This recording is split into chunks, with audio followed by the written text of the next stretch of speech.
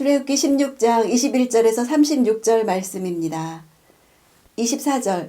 그래서 그들은 모세의 명령대로 그것을 아침까지 남겨두었는데 냄새도 나지 않고 구더기도 끓지 않았습니다. 20절의 구더기와 24절의 구더기는 히브리어로는 다른 단어입니다. 20절에 나온 벌레는 지렁이로도 번역되는 식물을 갉아먹는 큰 벌레입니다. 그러나 본문의 벌레는 작은 벌레를 뜻하는 단어인데요. 20절의 벌레는 복수형이고 여기서는 단수형입니다.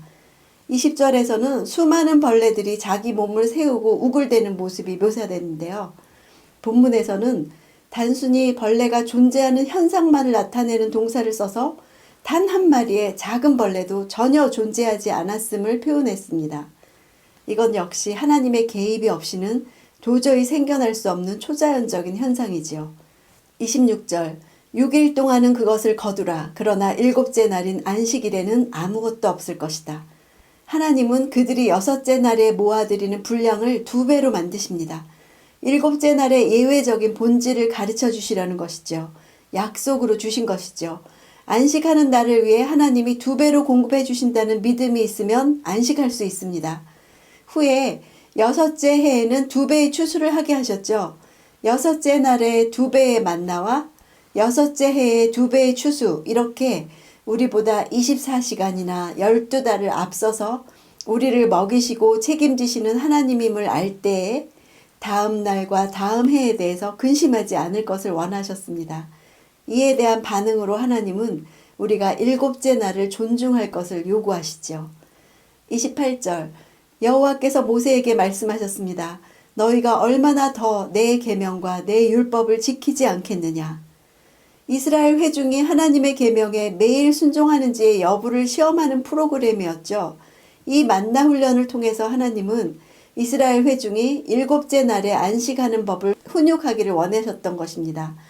이처럼 만나는 인간의 탐욕을 경계하면서 하나님의 말씀에 대한 순종이야말로 광야 여정의 참된 양식임을 가르칩니다.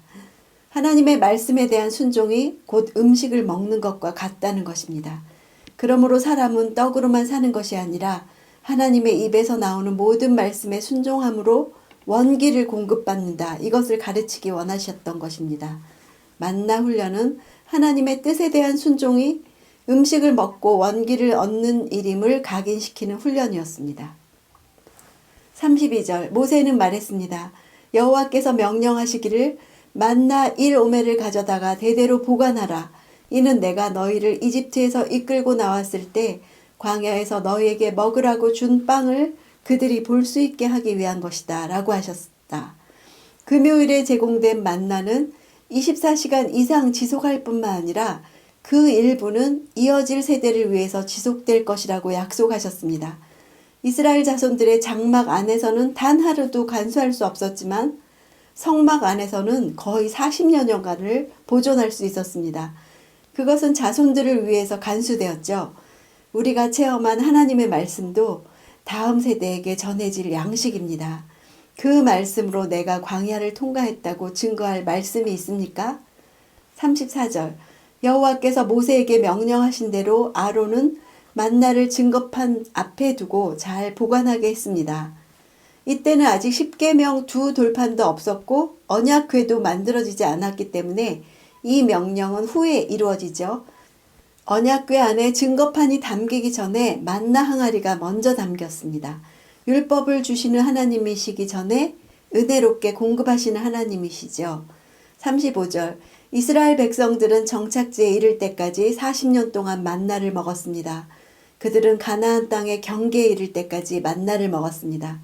정확히는 39년 11개월 동안입니다. 가나안 지경에 도착해서 유월절을 지내고 그 땅의 소산을 먹은 그날까지 만나를 먹었습니다. 하나님은 부족함 없이 공급해 주시는 하나님이십니다. 36절. 오멜은 에바의 10분의 1입니다. 에바의 10분의 1, 2.3리터가 한 사람을 위한 하루의 음식이라면 굉장히 많은 양인데요.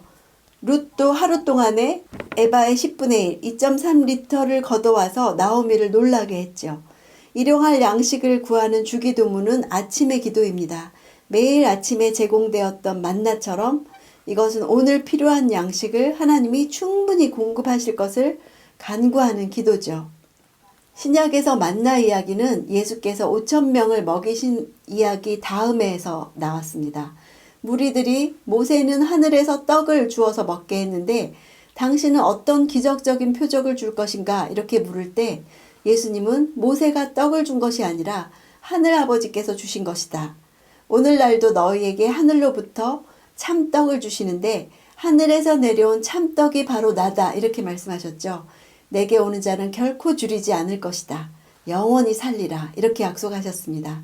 곧 하늘에서 내려온 만나는 하늘로서 내려오신 영원한 양식 되시는 예수님을 예표하는 것이었죠. 하나님은 우리에게 일용할 양식만 주시는 분이 아니라 영원한 양식까지 주시는 분이십니다. 내가 경험한 영원한 양식, 예수님은 다음 세대에까지도 보존되어서 전해져야 할 가치가 있습니다. 오늘도 주님이 주시는 양식으로 만족하는 하루가 되기를 원합니다.